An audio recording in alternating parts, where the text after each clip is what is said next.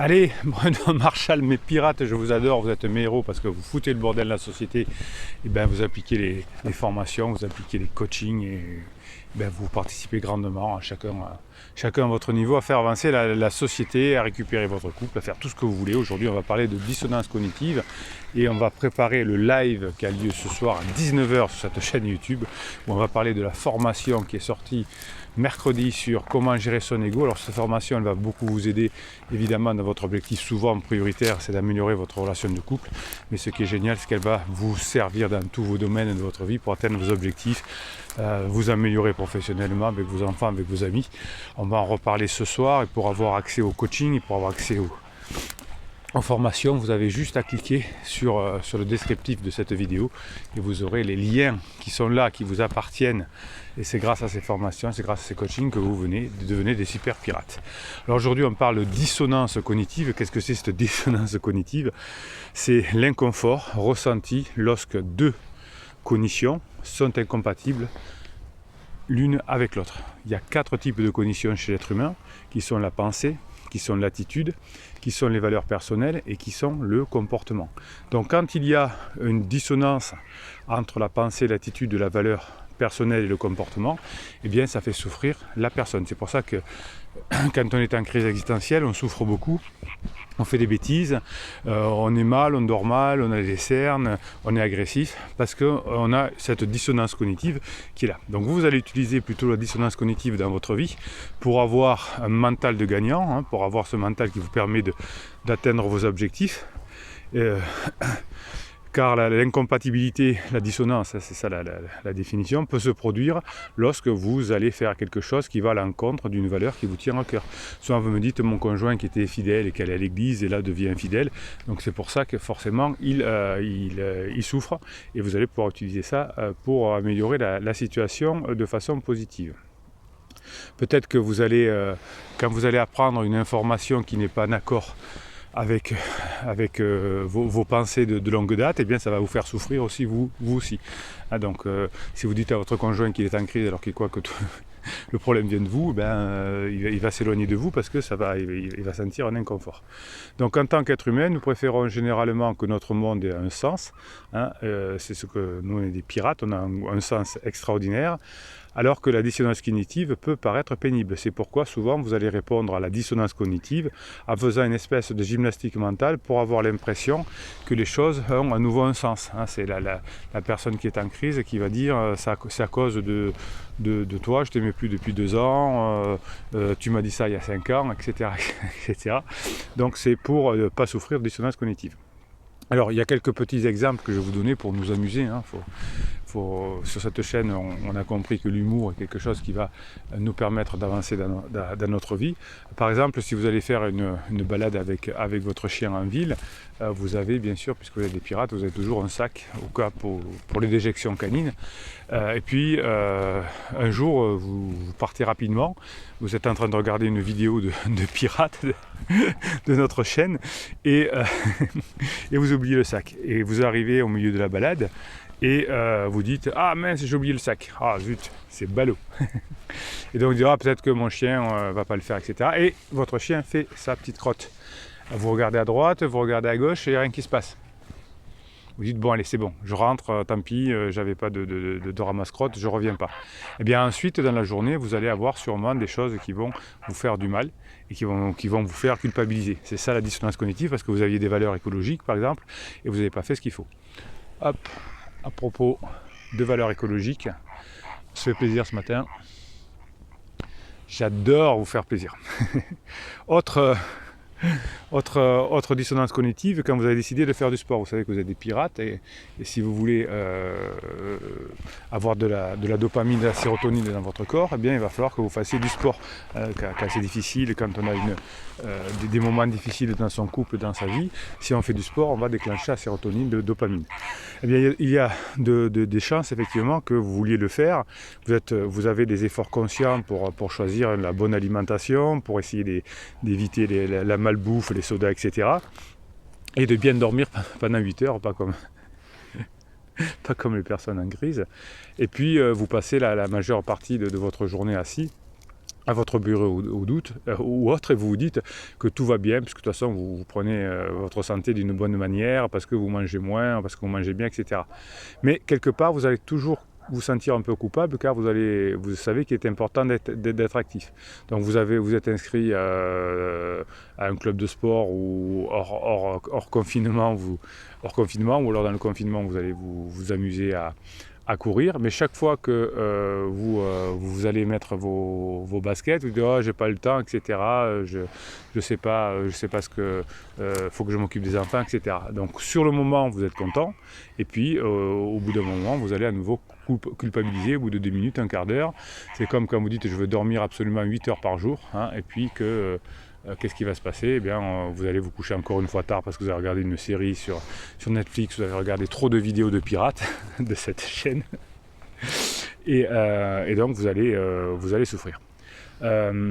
Admettons que dans votre couple, vous habitiez dans une grande ville, vous aimez la ville et vous n'imaginez pas pour l'instant vivre ailleurs, et puis votre partenaire rentre du travail avec des nouvelles, et il a une promotion à 4 heures de route de la campagne.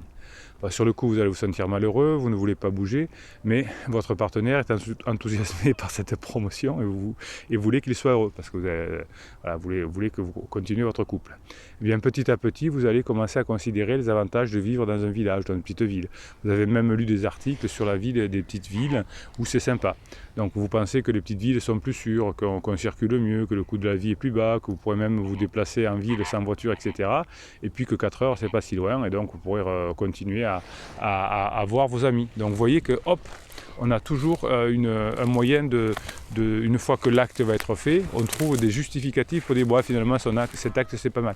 C'est pour ça que je me bagarre avec vous dans les coachings, pour dire arrêtez de blablater avec votre conjoint en crise, ça ne sert à rien. Oui, il faut communiquer, s'expliquer, non.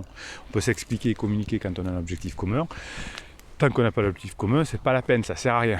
En revanche, vous faites des actes qui sont plutôt heureux, où on passe du bon moment ensemble, etc. Et c'est comme ça que vous allez changer l'esprit de votre conjoint en crise. Et c'est pas l'inverse, c'est pas en essayant de le convaincre. Vous avez une formation qui s'appelle Savoir convaincre. Ce qui vous explique exactement ça, c'est en faisant des actes que vous arrivez à récupérer votre conjoint. Vous avez les formations, les coachings, je vous rappelle, en descriptif de cette vidéo. Au travail, c'est pareil. Si votre ordinateur n'est pas surveillé, et que vous pouvez être tenté d'aller voir ce qui se passe sur la chaîne des pirates. Donc du coup, vous êtes moins motivé, vous allez dire non, c'est fini, maintenant j'y vais, j'arrête de regarder tout ça. Et puis vous tombez sur un article sur la productivité qui vous dit que finalement les gens productifs déposent souvent. Et là vous allez dire ah oui, voilà, j'ai raison de m'arrêter, donc j'augmente simplement ma productivité, et puis je prends rarement de congés, et puis quand je travaille dur, et puis il faut que je me détende, etc. Et hop, du coup, vous allez changer d'avis, puisque vous aviez au départ je culpabilise, et puis une attitude, un comportement va vous faire changer d'avis. Idem, ça pourrait être pour manger de la viande. Je vais arrêter de manger de la viande parce que ça fait du mal aux animaux, je ne veux pas manger des animaux. Et puis, on se sent coupable parce que, voilà, on ne donne pas de la viande à ses enfants, ou il y a des animaux qui vivent dans les pâturages et qui sont très bien, etc. Et puis finalement, vous allez recommencer à acheter des œufs en cage, etc. Bien. Donc la dissonance cognitive, c'est pas une mauvaise chose, parce que vous allez pouvoir l'utiliser pour vous inciter à avoir des changements positifs. Lorsque vous allez réaliser, par exemple, que vos croyances et vos actions sont en contradiction. Cela peut être même d'ailleurs problématique si cela va vous conduire à justifier ou rationaliser des comportements qui pourraient être nuisibles. Peut-être que vous allez essayer de rationaliser la dissonance au point de vous stresser. Donc la prochaine fois que vous vous retrouvez dans un moment de dissonance cognitive, vous allez prendre un moment pour vous poser quelques questions. Ne faites pas comme les personnes en crise qui vont pas se poser de questions, qui vont dire c'est la faute des autres. Quelles sont les deux conditions qui ne vont pas ensemble? Je vous rappelle, est-ce que c'est la pensée, est-ce que c'est l'attitude, est-ce que c'est le comportement, est-ce que c'est la façon d'être, est-ce que c'est l'action? Quelles mesures devrais-je prendre pour éliminer cette dissonance? Dois-je changer des comportements spécifiques? Dois-je changer un état d'esprit? Dois-je changer une croyance? Dans quelle mesure est-il important pour moi de résoudre cette dissonance? Et oui, vous vous posez des questions, et c'est la seule façon de maîtriser son esprit, en se posant des questions. Donc le simple fait d'être plus conscient de la façon dont vos pensées et vos actions s'articulent va vous aider à mieux comprendre ce que vous êtes et bien évidemment à résoudre votre dissonance cognitive. Donc quand vous ressentez un inconfort, vous allez résoudre cette dissonance et lorsque les conditions sont importantes pour vous ou qu'elles sont fortement conflittuelles l'une avec les autres, vous allez les changer. Donc quand on est en crise, on a un fort inconfort, hein, vous connaissez bien ça, un fort inconfort, et donc on croit que le problème vient des autres, hein, vient de son patron, vient de son conjoint, vient de ses enfants, etc. Alors que pas du tout, c'est un problème de dissonance cognitive, mais bon, on ne le sait pas, on n'est pas prêt à l'entendre puisque justement c'est une dissonance cognitive. Mais vous êtes des pirates, vous savez bien ça, et vous allez utiliser la dissonance cognitive pour vous améliorer. Par exemple, c'est pas la peine de se dire oui, il faut que je mange différemment, il faut que, etc. Non, vous allez juste faire des actes. Et quand vous aurez fait des actes, des comportements, on va dire, eh bien vos pensées vont changer. Et quand vos pensées changent, vos actes vont encore s'améliorer, etc., etc. C'est pas génial ça ? Bon, donc vous allez utiliser la dissonance cognitive pour mettre des mèmes. Les mèmes, c'est des images avec des petits textes qui sortent des formations, qui sortent des coachings. Et vous me les envoyez sur mon WhatsApp et puis moi je les mets sur le canal Telegram des Pirates. Vous allez sur Telegram, vous tapez canal Bruno Marchal et vous avez des mèmes, des vidéos et des textes que je vous fais toute la journée pour vous motiver. Et les mèmes, qu'est-ce que je fais ? Je vous en dis quelques-uns à la fin de chacune des vidéos. Le bonheur est un papillon qui, lorsqu'il est poursuivi, est toujours juste au-dessus de votre portée, hein, mais qui, si vous vous asseyez tranquillement, peut se poser sur vous. Voilà. Donc, par exemple, si vous courez après un objectif avec votre conjoint, si vous êtes trop pressant, vous mettez trop de pression et le papillon s'envole. Si vous vous asseyez et que vous vous détendez, eh bien, il y a des chances que le papillon revienne. Ouais, c'est comme ça. Ça fait bizarre, hein, mais c'est comme ça. Être fort, c'est rayonner de bonheur quand on est malheureux. C'est essayer de pardonner à quelqu'un qui ne le mérite pas. Oui, alors vous avez une formation sur le pardon, hein, que vous avez un descriptif de cette vidéo. Elle est terrible parce que quand on pardonne, ça nous libère. La personne à qui ça fait le plus de mal quand on ne pardonne pas, c'est nous-mêmes. Donc essayer de pardonner à quelqu'un qui ne le mérite pas, ça nous fait du bien. Vous apprenez à le faire. C'est rester calme en plein désespoir, c'est sourire quand on a envie de pleurer, c'est faire rire quand on a le cœur en morceaux, se taire quand l'idéal serait de crier toute son angoisse. Oui, vous m'écrivez, on fait un coaching, il n'y a pas de souci, mais vous ne criez pas votre angoisse à la figure de votre conjoint en crise.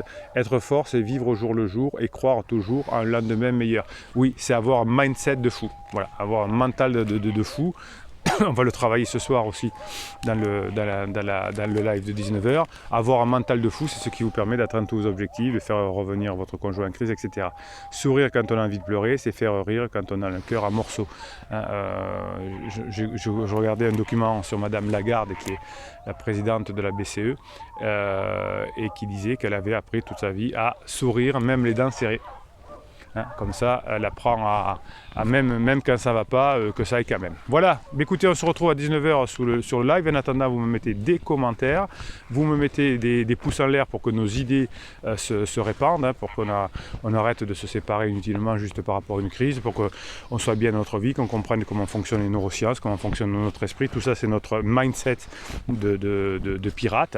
Bon, là, commentaires, moi j'y réponds aux commentaires aussi. Vous faites plaisir, vous écrivez des commentaires, vous faites plaisir, vous aidez les autres.